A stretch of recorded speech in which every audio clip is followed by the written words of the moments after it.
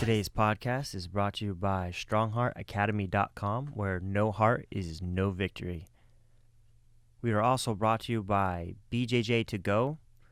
If you want to build your game and learn jiu-jitsu, go to bjjtogo.com. Third thing we're brought to you by is Rat Bat. You got rats? Want to kill bats? Kill them with a rat bat. Fourth thing we're brought to you by is hot dog flavored water ingredients. If you want to add it to your smoothie, hot dog flavor ingredient.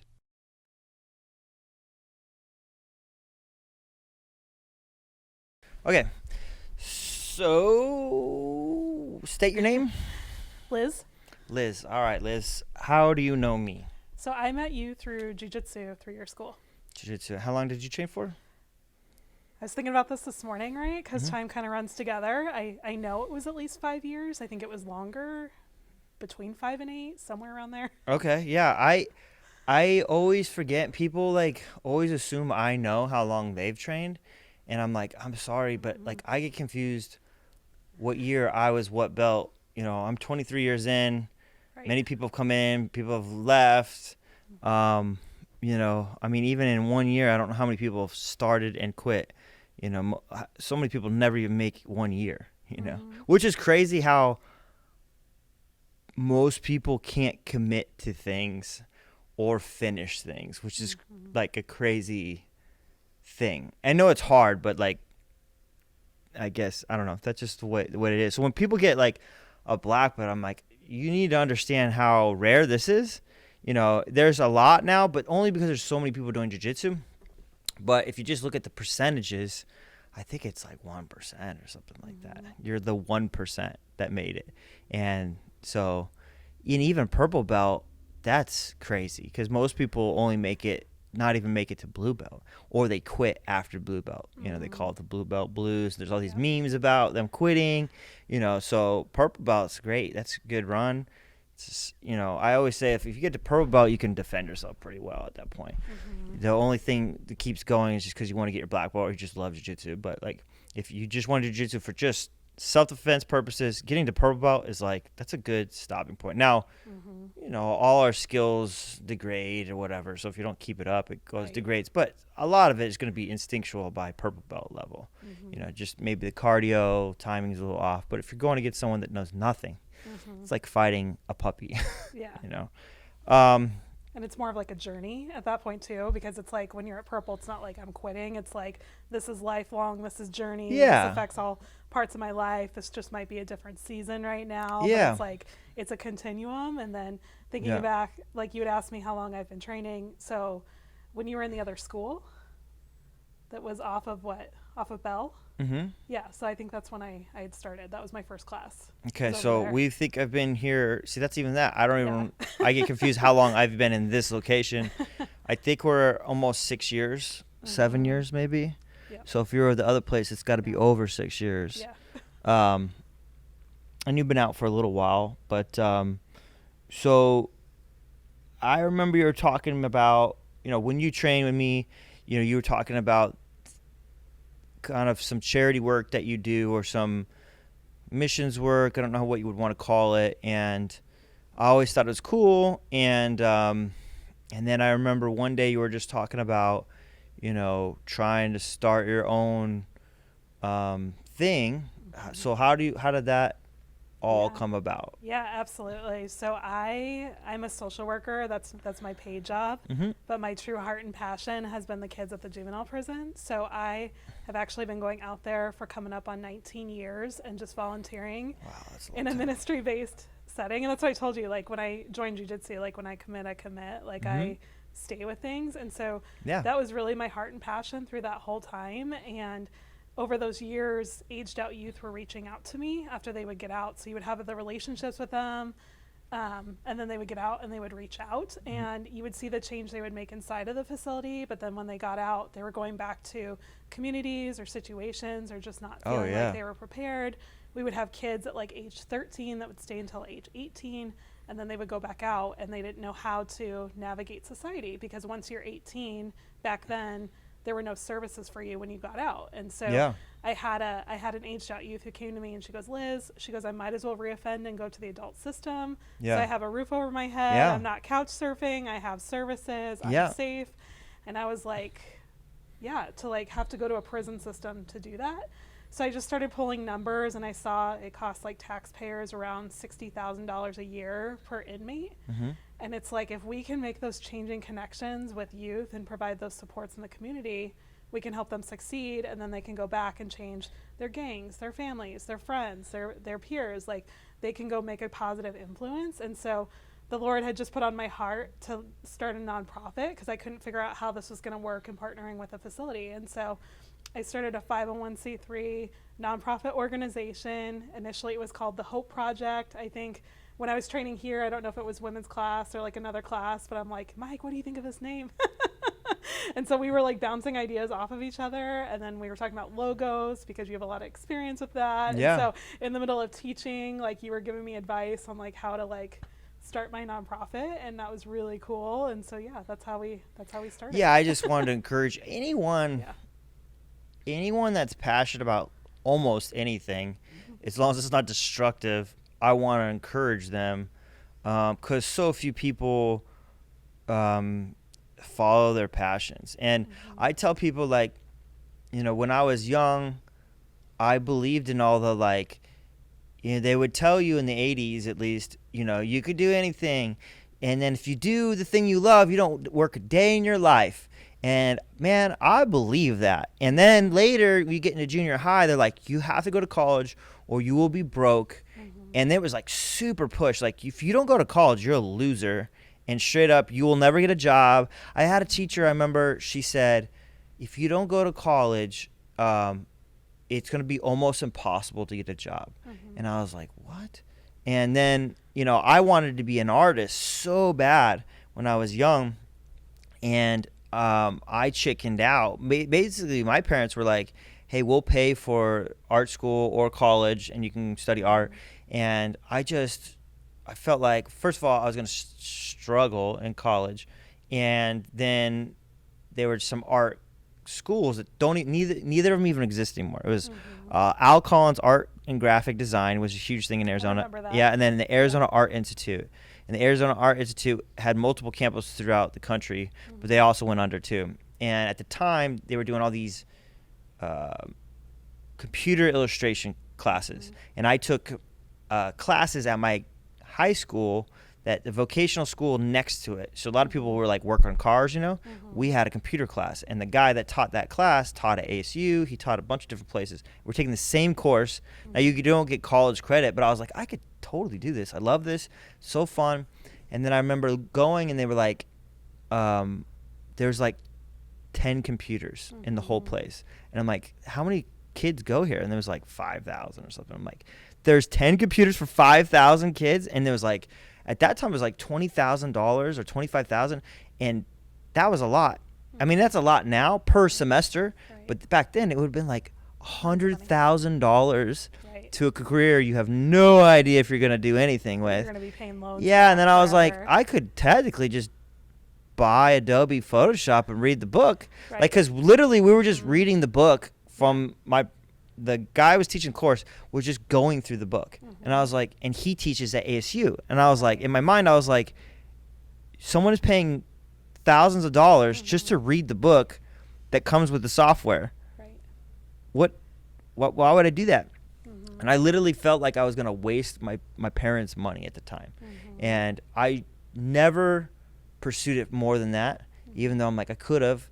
But I always wanted to, like, anyone that's willing to do the passion that they want, you know, I think it's, you know, one time I saw an interview with Jim Carrey, and he said, you know, my father was a really funny guy, and he took the safe route. He went to college, he got an accounting degree, I think accounting firm. He got fired, and they were like homeless. And he was like, look, like, you can do the safe route. There's no guarantees to anything. Might as well follow your passion and go as far as you want. And I honestly feel like God rewards people that are willing to follow their passions. Because I feel like the passion is an internal thing that's given to you by God. Right. Like, it's not your own thing. You know, maybe you have, I don't know, I guess you have your inclinations, you know, people call them muse or whatever, but there's something inside, you know. I never had really, I guess I had an aunt that was kind of artistic, but I didn't have anyone that was like super artistic in my family. Nobody really pushed it, so it's not like pushed on me. They always encouraged me if I did it, art. But so anyone that does it, I just feel like, man, you need to encourage people to follow their passions more. And because there's just no, and now with AI, there's no telling what your job will be. Like literally at all. Like we have no idea how technology is moving so fast that robots are going to be doing like most of the work, and AI programs, or both, a combination of both. So maybe engineering, but even then, at a certain point, like a program's going to do the engineering, and then the robots will build the robots. So I it's like might as well follow your passion, you know, and especially someone that wants to help other people. You know, I enjoy helping people, and I want to encourage people to help other people. So when you were talking about all this stuff, I was just like, Dad, it fired me up. I was like, this is awesome. You should totally do it, you know. And I think we talked about this. I was trying to get you to come volunteer for years because we don't have a lot of men that come in and volunteer. And I was like, Mike, you're a great coach. You should come in. You should do this. But it just wasn't the right timing.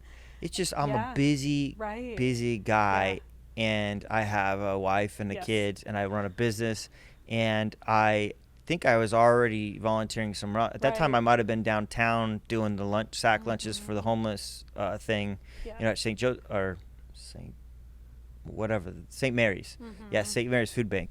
And you know, so I've always had some sort of volunteer thing, and I was like, I don't know if I can add this to my you know, my thing. And a lot of times you were doing like weekends, and I'm like, I can't give up my whole weekend because 3 days in a row of like 8 a.m. to 8 p.m. Because it's not even like I wouldn't want to do it. It's just like I work so much during the week that I don't see my family. Even we live in the same house, but like you know, I get home late, and they're like an hour before they go to bed, my kids, you know, and then I got to go to bed, and then, you know, so like during the weekend is where I see my family, almost like a single parent, or like a you know, a dad that's divorced or whatever, but I'm married, but you know, that's where I put all my family time in. So I'm like, I'm not willing to give up my family. I don't think that's even what God would want me to do, to give up your family to try to do this thing. So it just was, the timing didn't work out at the time. And then later on, you just kind of like, I don't know if you emailed me or text me. I came in and I came in to have the talk about like how I'm entering this different season in my life. And pulling like 16, 18-hour days, and like my heart is here, but like I really, like, God had called me to be all in at that point. So 2 years ago, we did the 501c3, became Hope in Motion, started programming inside of the facility, did reentry services, transitional support, building relationships nationally, internationally. So I can pull between my paid job and nonprofit 16, 18-hour days. And we do things that are non-ministry, but we also do ministry-based services there. And in preaching to the kids, we were talking about baptism. And so one of the kids challenged me, and he said, well, when were you baptized? And I'm like, well, I was baptized when I was a baby. And he's like, you weren't baptized as an adult making a choice? And I'm like, no, like I'm one with the Lord. We're good. And so the group of boys and the volunteers were like, you should be baptized as an adult, right? Because I remember seeing your baptism, and like that was powerful. And so I was like, okay, all right, put my money where my mouth is. You were there? You came too? I was there. I was at your baptism. My memory is terrible. I don't ever remember who does any of these things. Like I don't even remember that. But I appreciate you coming too. Thank you. So in February, during one of those 3-day retreats, the chaplain's like, why don't we baptize you in front of the girls? You know? And I was like, okay. So I said yes, and I told the Lord at that point, I'm all in. Like, everything I have is for you. All of my money is for you. My time is for you. My passion's for you. My calling's for you. And I got baptized, and during that time, there was an 18-year-old girl. Move this real quick. There's an 18-year-old girl who ended up getting baptized as well that weekend because she made the choice, and she saw I was doing it. And we got baptized together. And ever since then, we've had over 25 kids get baptized since February. So It's great. Yeah, just following your call. And it's like Yeah. you speak life into people through what you do. Mm-hmm. And like you make a very positive difference. And even in my paid job, before I interact with somebody, it's like, how can I make a difference today? How can I help somebody who's going through crisis? How can I be something positive and just a light of hope? And so that's my ministry. That's everything that we're doing right now at Adobe. And we're actually starting at a Durango. So that's All right. So Adobe is like so it's a prison. They call it a school. But Yeah, they call it a school. But it's a prison. I found out Yeah. all about why they call it a school Yeah, too. so now- rehabilitation. Yeah. Prison isn't like a great term, but in the old school, that's what it was called. Mm-hmm. And then there's detention, which is like county, less serious, Mm-hmm. typically. But they're getting kids now that are being held until adult, and they don't know what to do with them. Yeah. And so they're like, oh, you guys do this programming. We would love to work with you. So we're starting programming there too. So yeah, I have a lot on my plate right now. But So you're trying to do programming for when they transition to. so we're going to be doing both. So kind So of transition, like yeah. they're in the kids prison, and then they're Yeah. gonna go to the adult prison because they have to Yeah. they're just too old, so but they So- still have to serve their so- time or whatever, so they got to go. So if they're going to go to Adobe, then we can start working with them ahead of time so they have a familiar face that they know. If Yeah. they're going to go to adult jail, which is many of them do, Yep. we can make a difference before they get to the adult system. If Yeah. they're being held until 18, we can provide that transitional support for them. So yeah, God is like really moving, and yeah, it's cool. Yeah, that's awesome. What kind of programs do you say you do there? Yeah. So God just kind of gave me the whole vision, right? Like that's how this works. He gives me a vision, and then I pray for provision, and we go. And so He had come up with this model called intentional programming. And so these are programs that are part of the programming of the facility that are not ministry based, but they're all volunteer run. So we fill a need that they have. And it's also hits on youth voice. So kids in our services were asking for these programs, right? And so one of my services, I asked the boys, like, how many of you are parents? Because we had talked about the fatherhood program Yeah. in one of our conferences, and just about like how many kids are fathers. Mm-hmm. And so half of the kids in my service were fathers. And Oh, it's wow. like, we want to break chains. We want to equip. We want them to be involved in their kids' life. So Yeah. they asked for parenting classes. So we had Oh, awesome. yeah, we had a former aged out youth that I knew as a teenager that now works for a mental health agency and does parenting support. So he comes in weekly and he teaches parenting.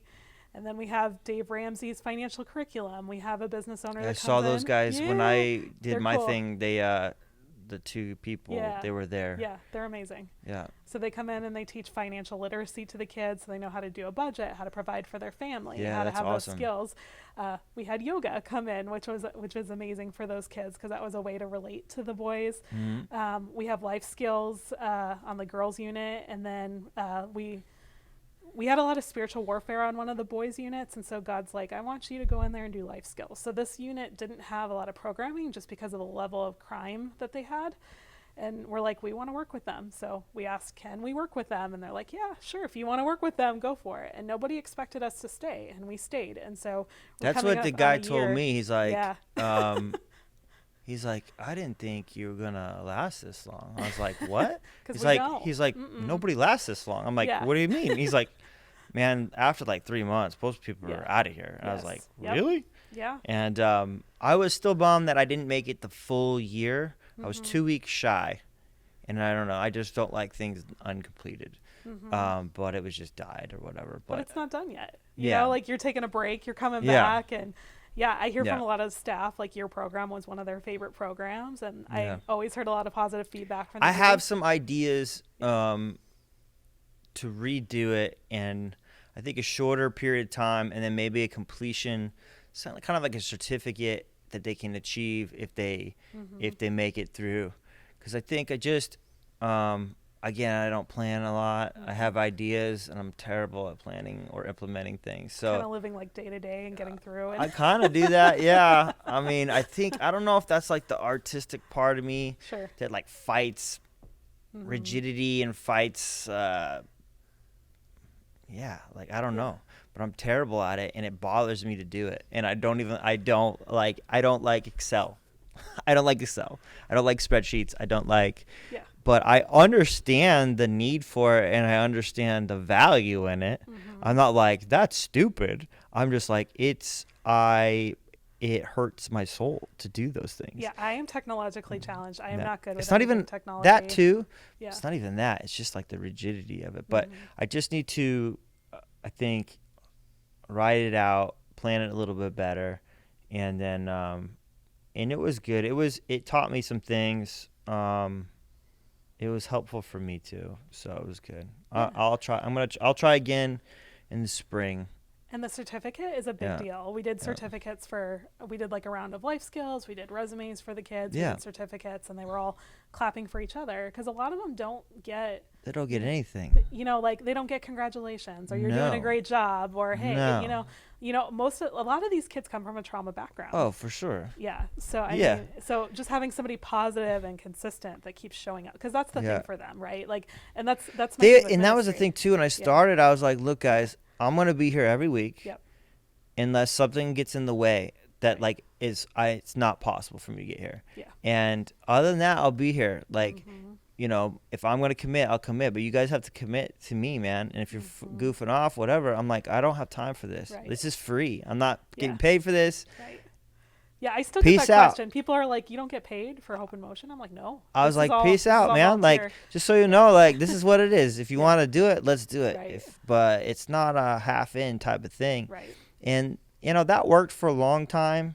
And then it just kind of fizzled out. We had some incidents or whatever.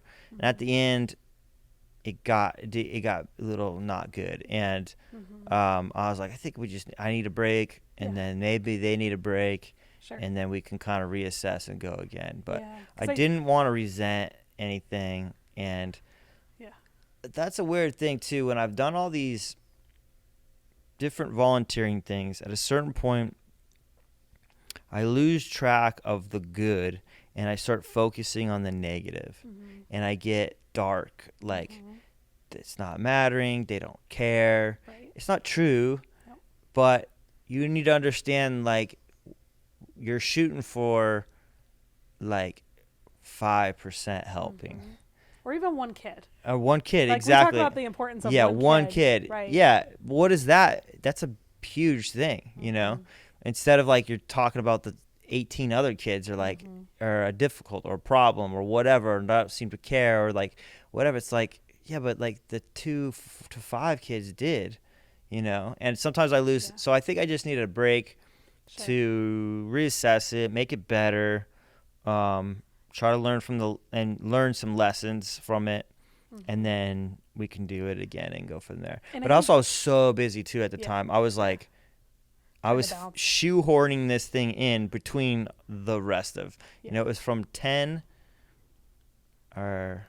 So we started at 11 and I got out at 12, but you don't ever get out of there on time. You have to get in early. You got to get in early and they got to get out early. Good news is I live close to it, so that was super helpful.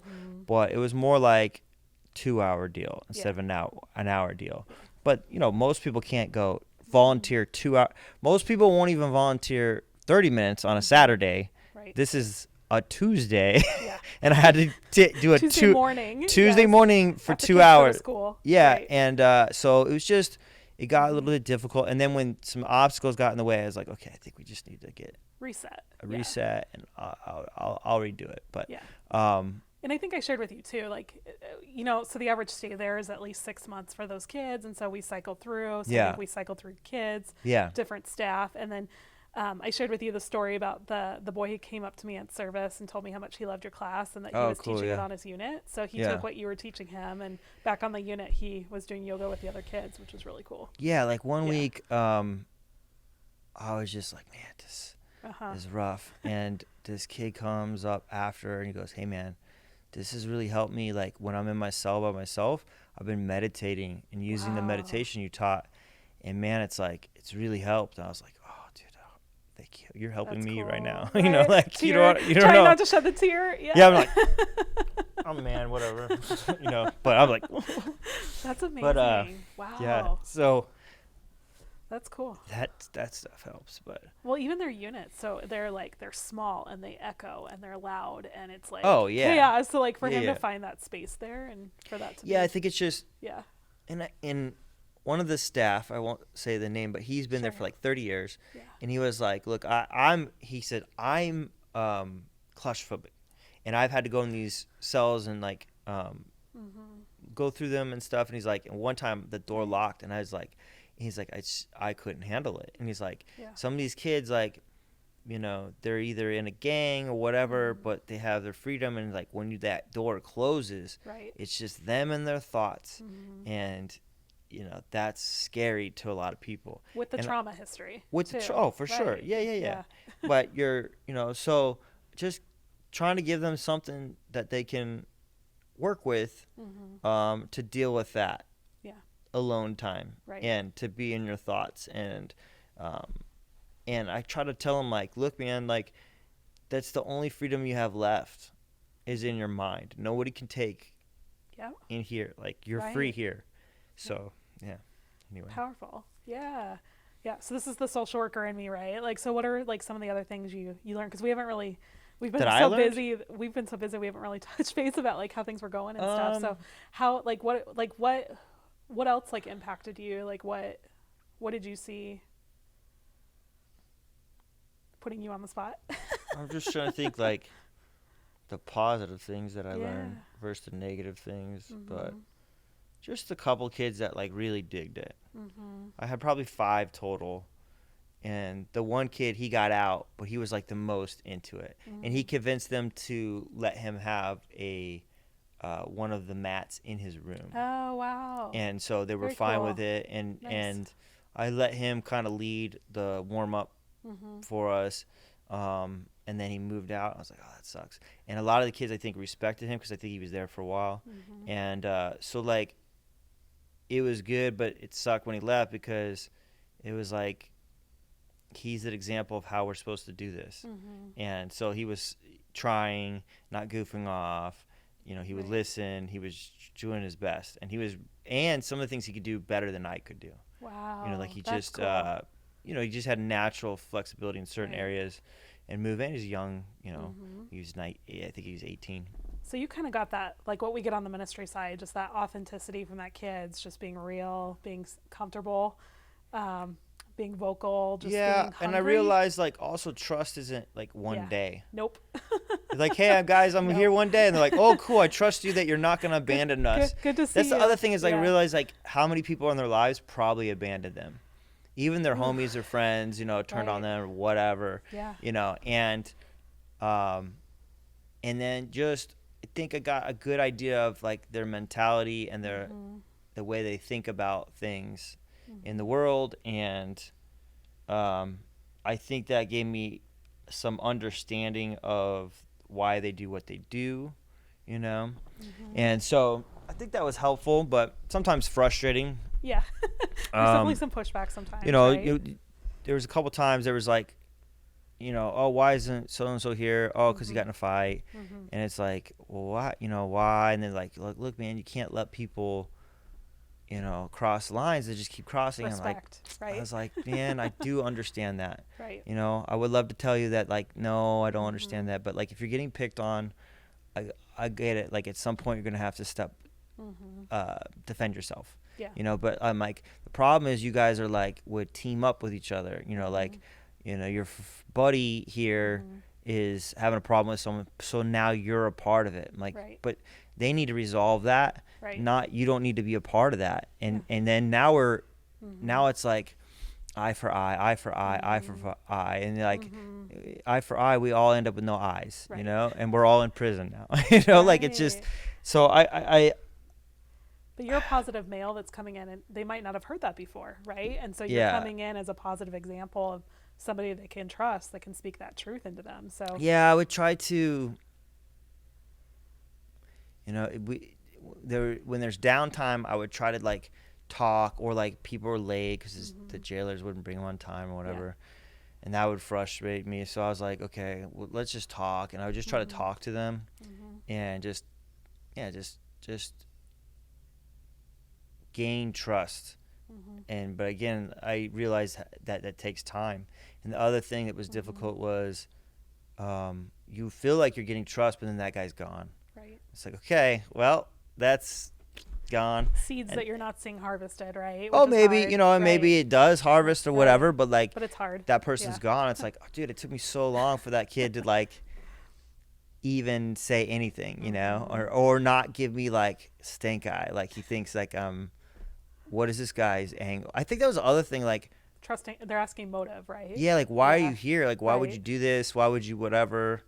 And you know, and I'm like, I don't blame him. Like why, you know, how many people are just scummy that Right. they can't trust, and they got to learn to protect themselves because it can't, if you trust people, like you get burned, and like Right. for them it might cost them their life, you know.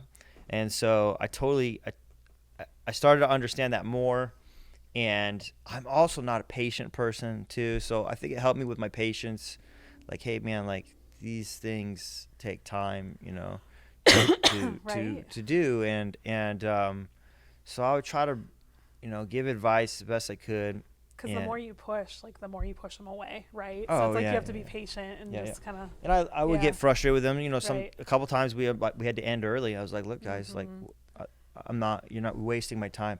And that was the one thing I told them up front, like, look guys, I'm doing this for free. Don't waste my time. Yeah. It's the biggest thing in my life that I have no patience for, is wasted time. Don't waste my time. If you're going to waste my time, don't be here. You know, we'll mark you off the list and they won't bring you along, you know. And then I realized also some of the kids were just there because they just were bored. I was gonna say probably just to get Just- off the unit. Just and get do off the something unit. different Yeah, and just not get off be the stuck. unit.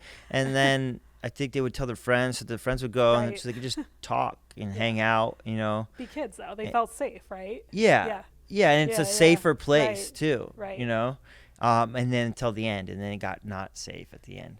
And Yeah. There's been some hard stuff going on, just like with staff turnover and new Yeah. kids, and yeah. just changes like the dynamics and You know, everyone's gotta feel it's it funny when out. we started. We had about 12 or whatever. I went through every unit, and then we picked Right. people that wanted to do it, and then they would invite other people or whatever, and then if they, you know, lost their privileges, they couldn't come or whatever. And in the beginning, they had 4 jailers would sit and watch. Yeah, 4 and they of the were guards. super stern, Yeah. like super stern. Like, how's this gonna go down? Because they're Some being of- protective. well, and, yeah. they're kids from different units. Because this was around the time, because they hadn't mixed units before our intentional program. Our No, intentional so they were programs was like, a new thing. they were like, we don't Yeah. mix these units. I was like, Right. all right, whatever, man, you know. Yeah. So I was trying to always be nice to the guards so that they bought in too, because that's the other thing I understood is like, if the staff doesn't buy in, They can be then distracting. they're fighting me too. It's Yep. like, now I'm fighting Yep. you. I'm like, dude, you're getting paid. I'm not getting paid. I'm trying to help Right. calm these guys down so you have less Mm-hmm. problems. Like if this works, then your job will be easier. Right. And that's our whole goal. Like we your wanna job will make be your job easier. easy, right. Less fights, less problems, More safe. you know, Yeah. no more, less assaults, Right. you know. And so I think towards the end, I think all the jailers were pretty cool with it. Yeah. And they started to know who I was and things like Yeah. that. But in the beginning it was like very stern and very difficult. And I did have problem with one guy, and then I never had to deal with him Yeah. again. Yeah, But yeah. and then it started going like only one jailer. Mm-hmm. And then at the end there was nobody in there. It was just me, the older gentleman. Okay, so and I you- don't want to so- say any names. So you had a staff, so he's still considered like an officer. Yeah, but he's 80 Yeah. 84. Yes. And so and then the last day it was him, and then there was a sign language interpreter Oh, lady. okay. You and got she- to meet her? She's cool. I've met 3 different ones. Wow. So her kid was in your class? Yeah. Yeah. I got And- to see him baptized. Yeah, she and translated. he is actually a really good kid. Yeah. For And sure. so I dealt with 3 different interpreters, but this lady was Wow. the older one, and she was not as in shape. And so when a fight almost happened, Yeah. it made me really nervous because Right. I was like, I'm not nervous for myself. I can defend myself. Like most of these Yeah, kids are yeah, yeah. little, Right. like, and they're like kids. Even the 18-year-olds, I'm like, you're still a kid compared to me. Like I outweigh you by a lot. Yeah. I know how to fight. I can defend myself. I could fight 5 of you at once. Like I wouldn't have a problem fighting 5 of them at once. But you can't get involved, right? So as But a I'm like, I volunteer- can't- Right, but- right. If one of them assaulted the old man, would've I'm not taken care of him. I'm not going to just watch you beat an 80-year-old man, you know what I mean? Yeah, yeah, yeah. Or a 50-year-old Yeah. woman or whatever Uh-huh. age she was. I'm not going to do that. So you guys are going to get hurt real bad. And that that one bothered me because I was Sure. like, I'm not here to fight. I'm not here to hurt anybody, and I'm Right. going to have to. Like, Yeah. I could not just sit and watch you do that to another human being. Sorry. Well, and This is I'm not what I'm going to do. yeah. And so I was yeah, like, yeah. man, this is a bad situation. Mm-hmm. We need guards again. Sure. And because they were feeling, it was a kid that never did it before. Okay. Or actually, multiple kids that never did it before. Mm-hmm. And they literally did that class just so he can try to fight the other kid. Yeah. And then, and it was a racial thing. Yeah. So it was one black kid and 5 Hispanic kids. Yeah. And these kids that were good kids, the same thing I was saying, like Mhm. the one kid that caused all the problems, Right. the other ones were like, well, I have to back him up. Mm-hmm. And I think it was like a gang thing too. There's a lot of gang stuff. And I going was on. like, Yeah. they were trying to antagonize this kid so bad. Right. And then the old man tried to step in. I'm like, you shouldn't get in between this. Like, this is dangerous right now. Like, we can Right. talk, but don't get Right. in their faces, you know. And then, Mhm. and then I realized also that they didn't care if they go in solitary confinement. They were like telling me like, oh, it doesn't matter. I tried to talk them down. I was talking them down. I was like, look, guys, like, you Is know, it worth what's it? gonna Yeah. happen? And he's like, I Right. don't care. You know, whatever. I don't care. I was like, then there's nothing. Well, I'm not sure what I can do here. Yeah. But and I didn't threaten anybody, but I was just like, in my mind, I'm like, if this goes off, like, It's more safety that you worry about at that point. I'm more Yeah. safety for them because Right. again, I'm going to hurt them. I don't want to hurt anybody. Yeah. I'm not going to hurt them if they. You're thinking about self-defense. Yeah, only yeah, if yeah, only if yeah. they're hurting an old Right, man. You know what I mean? right, Like, but I'm, protection. yeah, but right. even like even there was 5 of those kids. Even if they were gonna assault the one kid, I'd still have to step in. It's 5 versus 1, Yeah.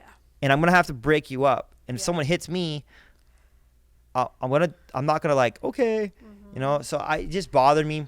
And Interesting. then And the next week, no one showed up, and the next week after that, no one showed up. because of safety. And then I had a yeah. conversation with the other guy that used to be the volunteer coordinator, Right. and then he was like, "Look, man, I think it's Maybe just it's done." time for now. And he's like, "Just, you know," and I was like, "Yeah," and we sat there for an hour and talked for a while, and but it was, you know, I think it was.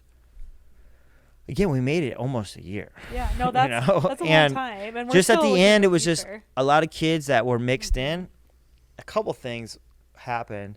He wasn't checking the list properly and knowing who was in what, and he should be talking to the guards and go, is this okay to bring these guys with these guys? Right. You know, and I think it was just, you know, he just got back from vacation, and like I don't think, and like literally the day before, so I don't think the lists were checked and all these kind of things. And So we've had so many new staff and a lot of changes. yeah, and a lot and of so I just movement. think it just Right. some more better communication, and then that would have been a fine. And so we'll do it again, and then we'll just I'll plan it better, and then again I think also just running forever and not having any kind of completion or any kind of like right. award or something to Motivate. but also like Yeah. there should be kind of an ending ish to it, not just forever. Right. And then you know, we got to a point where they were knowing the routines pretty well, you know, and they could do it with their own, and because it's a set routine that I was doing. So maybe also that I'll start changing routines or something, and mixing it. Sometimes I would mix it up too, but I don't know. It was cool. Yeah. Well, even like in my 19 years, right? I've maybe seen 3 fights there in my 19 years, and one of them was in the chapel this year, and that was interesting because we had man. mixed units, and Yeah. we had different staff, and Yeah. like the chaplain wasn't there, she was out, and They have guards. they had guards, but Okay, this kid that's was good. like going up to use the bathroom, and he just started wailing on a kid in the middle Yeah. of chapel, in the middle of worship. And 19 years, I've seen this happen maybe like 3 times, and Yeah. so. As a helper, right? And then as somebody that like trains jujitsu, like you want to jump in, but as a volunteer, you don't, right? And so No. so all The those only had reason to, I like, would jump in is stop. because there's no guards there. But for me, it was hard not to Yeah. like intervene and Oh, like yeah. de-escalate. No, I'm and, gonna let like, them do their yeah, job. I'm not gonna do yeah, anything. Yeah. There was one fight when I first started.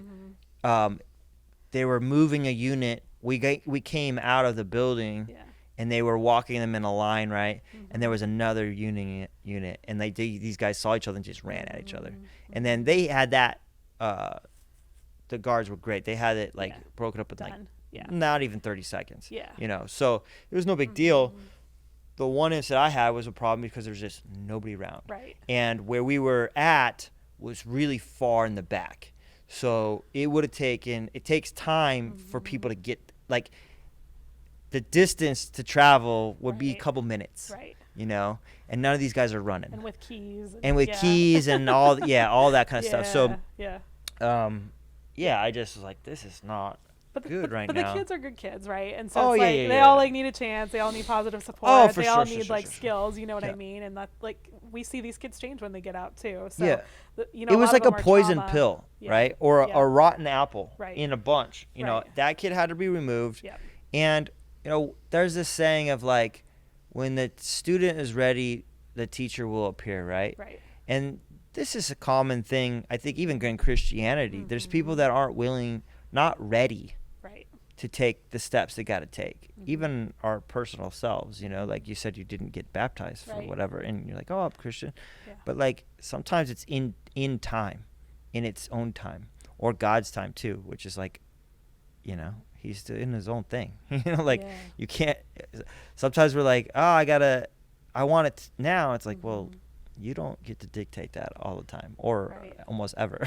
Right. And so if that kid, maybe he can change or whatever, but, like, that day was not the day that he should be there. Sure. And if he For was safety. if he was not Yes. there, we would have had no Yeah. problems. you know? Absolutely. Yeah. And so, I think I need to write a better protocol out to say, hey, like, you know, if a kid does this, he's not here. Yeah. Don't bring him here. And I think the facility would support that, right? And like, I this told is him, good like, too, feedback. like, I'll teach as little as, like, 4 kids. You know, if only 4 kids are in here, that's fine, you know. But we had an average of, like, probably 8 to 12. Yeah. Sometimes almost you the had, like, whole year. 20 on the list, and I would look Yeah, at the list and be like, wow. No, the list was always big, but something would always happen during the week where Staffing or meds or they got in trouble, or like visit. or visits, or Right. like, oh, he had to go to the doctor or whatever. Yeah. Like, you know, it was planned and then it never came or whatever. But, like, we were prepared to always have the larger amount, and so it was good. I learned a lot. Again, I would totally do it again. And you got the key of, like, who we are and what we do, right? Like, so, like, Yeah. a lot of people have been church hurt, right? And so our message is God's unconditional love, no matter what religion, what walk of life. It's just God's called me to show up in love, not to judge, and that's what I'm going to do. And that's what you got to see, and that's what our intentional programs are. We come in and we're just consistent, and we show Jesus by love, right? Yeah. Yeah. Yeah, you want to be the light. Right. They'll know you by your love. Yes. And so that's awesome. How did you get involved? Because you said it's international now. How did that kind of come about? Yeah, the Lord just opened the door. So Like, someone contacted you, or you contacted? So I went to a conference, and that conference just created all of these connections. So I have really good social capital, kind of like you as a business owner. It's just all about connecting and always connecting and learning and talking. And I just like people. Yeah. So I just started connecting with people. And so that put me into organizations. So Straight Ahead Ministries is a national organization. They also have places internationally. They're kind of an umbrella for juvenile justice involved ministries and facilities all across the nation and the world. So we work with them. We have a connection in Texas with somebody that does magazines for teenagers that are incarcerated. I have connections in Colorado, Florida. There's a guy in Sweden we've connected with. So yeah, God said, I'm going to take this and I'm going to use it to connect and to provide similar models in other facilities. So even I think in October, we're doing our first, I'm co-presenting with the head of behavioral health from the facility at a national conference in Chicago, and talking about our programming and what we do and how we work together, and trying to get other facilities to model this. So when God's favor is on you, this goes back to what you said at the beginning of the podcast, obedience, right? So when you tell the Lord you're all in and you're following his call and his will, and you're surrendering every day, and it's not you, it's him, then he just opens all these doors that nobody can close, and his anointing is on you. So in a year, we're under the head of behavioral health, the head of education, the head of ministry. Yeah, he just opened all those doors, and they just keep opening. You're in what do you mean, the head of what? What do you mean? So we are under the head of behavioral health at the facility. We're under the head of education. Okay. So we have programming that crosses all of those lines. Yeah. So everybody is overseeing us and involved and interested and excited, and it's crazy. Yeah, I mean, they see the benefit, and so I've always, like, again, like, when people buy in, that it's the only way it works, and if people don't buy in, it doesn't work. Yeah. And so you prove that the worth of it, and so that's great. Do you see this like starting chapters in other places? Absolutely. Like a Hope in Motion in this place, Hope in Motion in that place, and or even as an umbrella organization for those places. or just like a helping them program their own thing. Absolutely. Yeah, like giving them resources. Like, this is what worked for us. Like a consultant. Yeah, as a consultant, and then just helping with like implementing that internal structure and the programming. Yeah, because my heart is for all of these kids, right? Like, I have a heart for them, and I want to see them succeed. And so whatever, like, I just, we talk about ministry, and like, in my world, I feel like time is short right now, right? And there's an urgency, and people are hungry. So it's like wherever I can get to spread that hope, because our kingdom vision is that we're raising up these kids as kingdom leaders. And so they're going to be the people that are breaking chains in their families and their gangs and their peers. And so we're equipping, and so we're going to send them. So wherever God is sending me, I'll go. And he mentioned Africa, and I've never really traveled out of country, so that's terrifying. But prisons in Africa? Yeah, juvenile prisons in Africa. Oh, wow. Yeah, I've seen them in Niger, and I've like looked at a couple other countries. And well, Niger's tricky one right now. Actually, Africa's. Yeah. They've had 5 coups in 3 years. Yeah. In 5 nations. That's crazy. The world's a crazy place, right? Yeah. And you just never know when your time is. So whatever you can do to be a light and make a difference, and go. Yeah. Yeah. How many people are on the board? We have 5 people on our board right now. And how did that kind of come about? Because when you first started, you were like, I don't know, like, how, it was like nothing. Like, it was just a name. Yeah, I was just. And you were already kind of doing a ministry thing. What was the ministry you were from before? Like, so Kaya Ministries of Arizona. Kaya. So they've been. Kaya is Hebrew for new life. It's a 3-day movement all across the world. They do 3-day retreats for people. Okay. Yeah, so I knew as a teenager I wanted to be a part of Kaya. So I went through a similar retreat on the outside. I heard about this ministry inside the juvenile prison, but I had to wait till I was 21 to volunteer. Oh, so I've been volunteering since I was like young. Yeah, you said almost 20 years, 19 years. So. So I started volunteering as a teenager, but I knew I wanted to go in, and so I had to wait till I was 21. And then, I've never left. Like, it's powerful. And then, so when you started it and you started the 501, how did you do that? How did you find someone? Just went to other places and said, hey, how do I do this? Or so my mom was involved in the nonprofit world, and so I learned that. And then with my college, I dabbled in a little nonprofit. But when you don't use it, it's kind of like use it or lose it. So I had the foundation, but I didn't know how. And so I just started reading books and talking to people and networking, and God just opened the door and had me do it. So, so when we filed, I got a board of 3 at that point. So we were co-founders doing this together, and they were part of Kaya Ministries. That's how we had met. Oh, okay. Yeah, and then in February when I got baptized, God put 2 more people on my board. Cool. Yeah. How did you meet them? So they're all through the ministry. So ironically, so one of them, about a year ago, when we were not allowed inside, so it would have been longer than a year ago, maybe like 2 years ago. So it was during COVID. We weren't allowed inside of the facility during that time. So yeah, because it spreads like wildfire in there because you're just so. So you have to be cautious. Yeah, for sure. Yeah. So the chaplain was like, well, we want you guys to come together and pray outside of the gate because prayer is powerful. Yeah. And so it was like a Friday. I didn't think I could get the time off from work. My coworkers are like, go, it's fine. You feel called, go. And on my way, the guy leading the service never showed up. So we get to the prayer service, and he's not there, and his wife's not there. And I had seen a really bad car accident on I-17 in Pinnacle Peak right there, and there was a car crunch between a trailer and a semi. And so he never showed up, and I told the chaplain, I'm like, hey, I saw this car accident. I wonder if that was them. So she started calling around hospitals after we did this prayer service, and it was them. Yeah, they were crunched between a semi and a trailer. Did they die? No, they are doing ministry services. They were in the hospital for about 8 months. 8 months? 8 months, learning how to talk, walk, traumatic brain injury. But God said, nope, I'm not done with you. So they are leading 3 services a week. That's awesome. At Adobe right now. Yeah. So anyways, I had met another volunteer that leads the Catholic services, and I didn't know that she was a pediatrician at Phoenix Children's, or a retired one. We worked together, but we never knew each other. Oh, okay. And so cool. God called us, and then she got involved in Hope in Motion, and yeah, so she's on our board, and the chaplain's on our board. And who was the one I met here? Rachel. So she's one of the co-founders.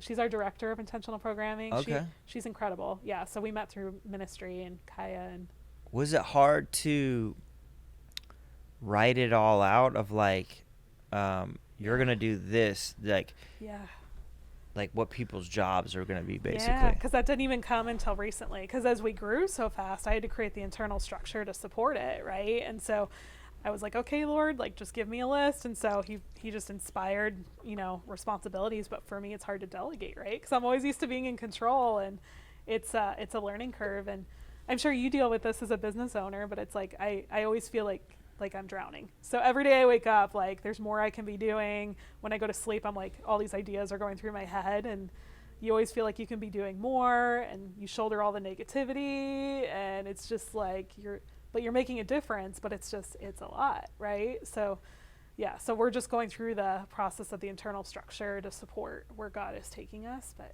yeah. Breaks. Yeah. You need breaks. That's what I learned. Yeah.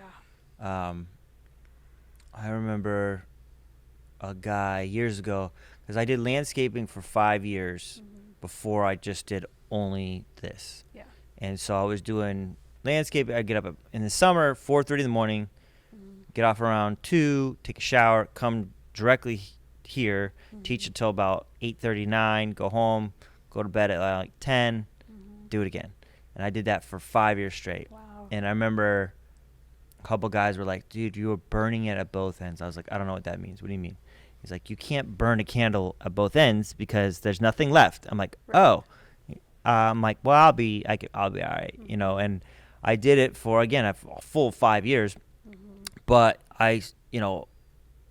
what I realize is like, you need time, like a break.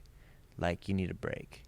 It's funny, like all Christians speak to Christianese and they say seasons and stuff, but like there's truth to the season. Like, in winter farmers don't work, you know what I mean? They don't plow in the winter. In the summer, it's time to make hay. That's what they say, like get up early. Like this is the time, this is the season. Like we got to like plant, harvest, and then fall is harvest. And then winter we doing nothing, they have other things, but like there's a time, and like you got to have the downtime so that you're better during the like go get it time.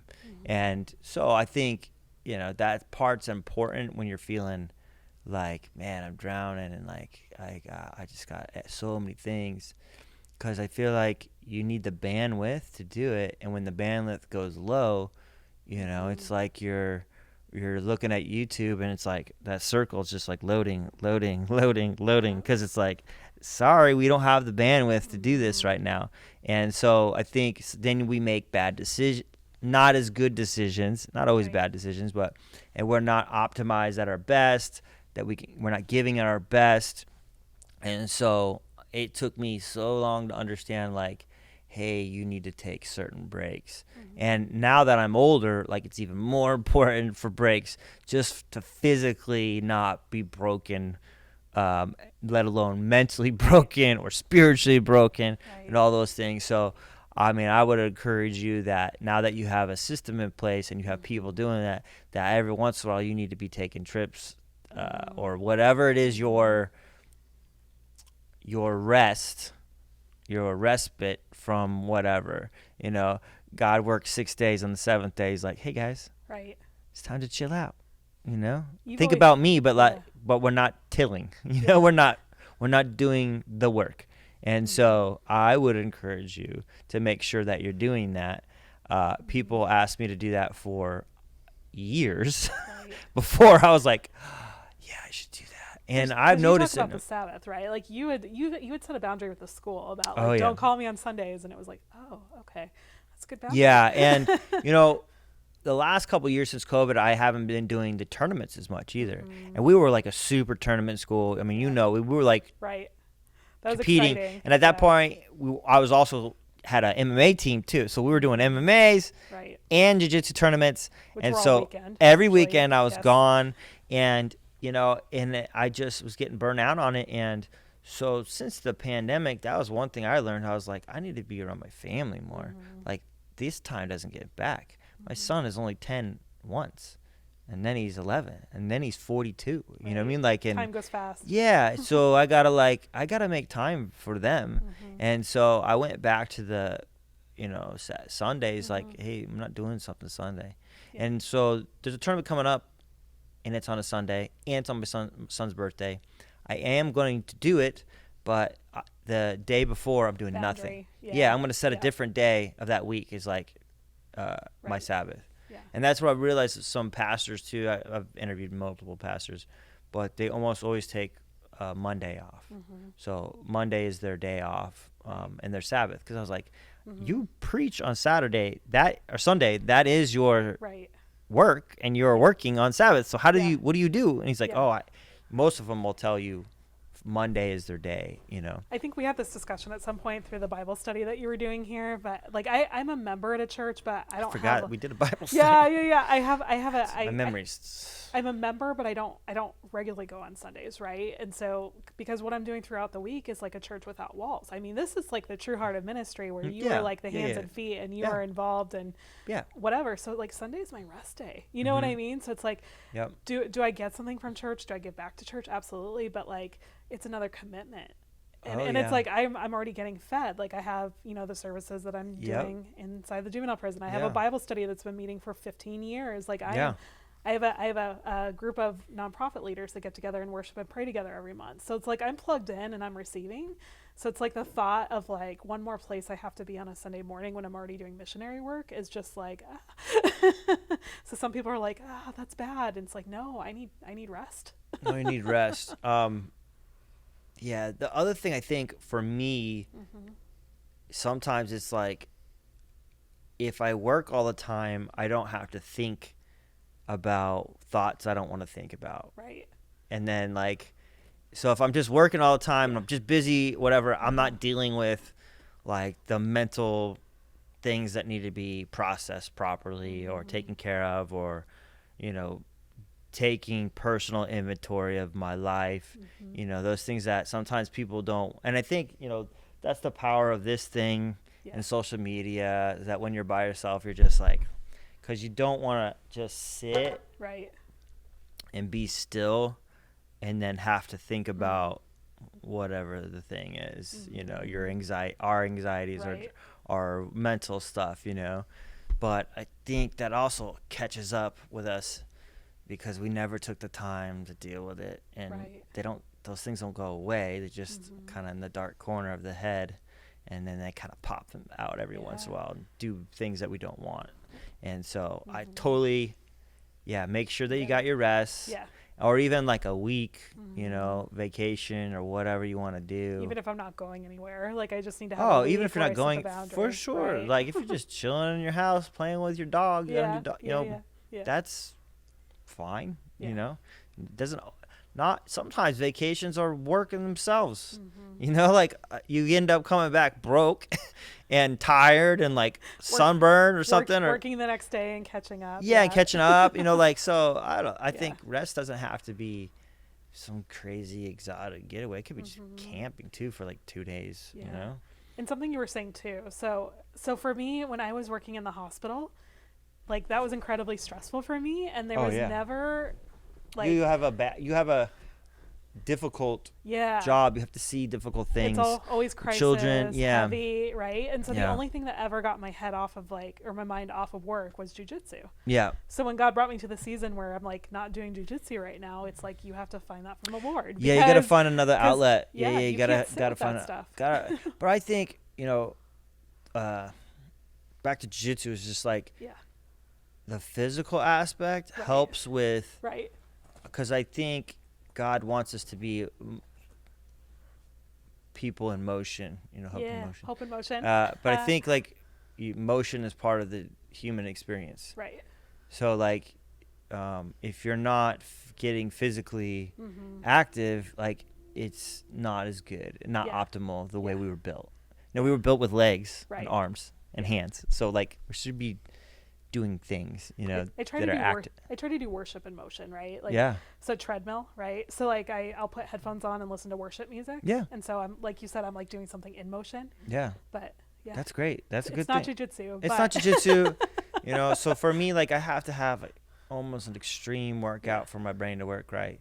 And that's been a issue. I talked to Dr. Peter about it, that trains with us. But like what if I'm old and I can't do this? Like, what am I gonna do? He's like, you can tread water. I'm like, it's not the same. It's not the same, man. in one place, not- treading water yeah. for 30 minutes. Yes, I'd have to do it for like 2 hours to get the same thing, And so whatever, I guess I'll figure it out. But I have to have, and I think it's like your mind gets a break from thinking of the difficult things too, or your stress or whatever, because you have to focus on the thing in front of you, which is the person trying to choke you or whatever. Right. So like your brain is singly minded, focused on a task, and then you're physically doing something, and then your mind is also problem solving at the same time. So I think it just creates a bunch of cool chemicals for you that help you out, and that I think God wants you to do those type of things. Not jiu-jitsu in particular, but like whatever it is, I think even like, people quilt. My old church, Mennonites are really into quilting. That's cool. And you would sit there, and it was women's only. Men were not allowed in there. But it's like almost like the tedious task of like, you're just focusing on this one thing, and then the women would talk and I think, discuss their issues, probably their family issues, and, and then support each other. And so I think like anything that's like that you can do in a group thing and that's like really focused is like a positive, good thing. Right.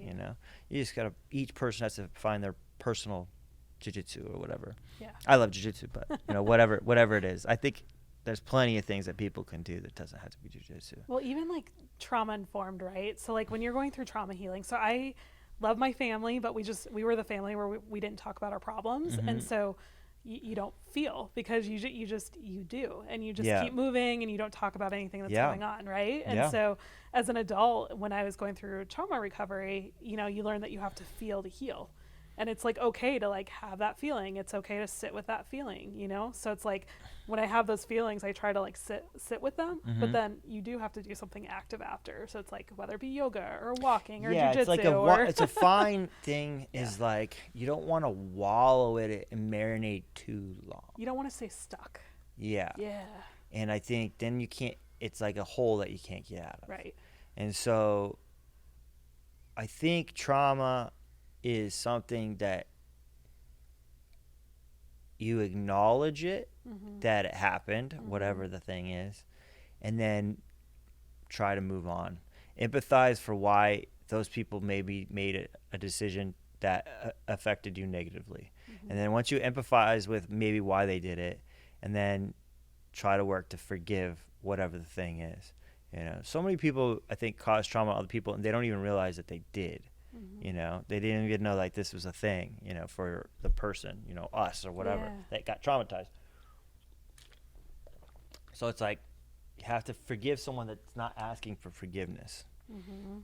That's hard. And it goes deeper, right? Because like you might have gone through like trauma, but you might have like roots that you had through your family that were passed down, right? And so like if you're not aware of those roots, they're just going to keep coming up, right? So it's like you might have had this incident, but you have to like see why like you're reacting like the way that you are, and like just try like what's the like for me like just in my personal life, it's like okay, so it's like the root of like not enoughness, right? And so like when things happen, then you go back to that root of your identity. And I think a lot of people struggle with identity right now because you go back like and you're like, I'm not good enough, I'm full of shame, I'm this, I'm that, and it's like you have to process all that and like where it came from. And yeah, it's hard stuff. Yeah. But I think having to put it in its place, and not always in it. Yeah, and having grace for yourself when you go through it, because it's like it's not just like I'm done with this, I'm healed, I'm fine. Like it's like this continuum, and it's like it's the patience thing. It takes time, It's not finished in a day. It's not, it might even be a lifetime, that you have to go back and re-acknowledge things and try to understand them and then move on from them. Right. At a certain point. Yeah. There's certain things, even in my life, where I want to use them as excuses for why I can't do certain things. And it's like, well, it might be a reason that it's more difficult, but not a reason to not be able to do something. Right. As I try to don't let it define you of what you are. It's just a part of who you are. Right. It's not all of who you are. Yeah. When you, whatever the thing is, Right. And so I think that's important for people to understand and try to deal with. And then, a lot of people are just masking it with food, Right. sex, we never talk gambling, about food, but drugs, Right. alcohol. Yeah. It's just a masking agent to not have to feel the whatever. Right. And I think, it's easier. It's like an easier thing than having to deal with it. Right. But I think there's other people that wallow in the pain of it and the suffering, and they never move on. Yeah. And you're stunted and stuck in this thing. Right. And especially, back to the ministry, children's ministry is especially if this trauma, most of it happened when you're young, no matter what. So but certain people get stuck at 15 for life. And that's a problem because, life isn't for teenagers. Life is for adults that make decisions. So at a certain point, you have to go get past being a 15-year-old. Of whatever happened when you're 15, it's yeah, but don't let that define who you are. Right. It's time to move on and be who God wants you to be. And that's in your control, right? And that is in your control. That's taking back your control. Because you're making decisions. Right. You get to make the ultimate decision of how you react to anything. Right. If someone slaps you in the face, you can do nothing. You can defend yourself. You can say something. You can ask why. There's decisions to make. It's not one decision. A lot of people go, I immediately have to punch him in the face. You don't have to. You really don't. You can pause. You can think about your family. There's a lot of things you can do, future. And in the end of the day, it is your decision, They didn't people feel like their hand is forced to do something. It's it's not really. You have that power. And like you said, it's taking your power back if you feel like this trauma is has power over you. Well, it's only if you allow it to have power over you, Right. you're the one, or we are the one that allows it to be what it is. And I don't know. I think it's everyone is a work in progress for sure. Right. And slowly, hopefully, I feel bad for so many people that never want to get better, and almost they want the victim mentality, and they want to stay a victim. And because I think there's benefits there's benefits in the victim of people want to help victims, it's yeah, but not forever, you have to personally make a decision to be different and to change. And somebody to encourage and to speak truth into you. Yeah. And the world is telling you otherwise, Yeah. And I keep hitting your microphone, but Christine Kane, she's a Christian speaker. She talks about the importance of not being stuck.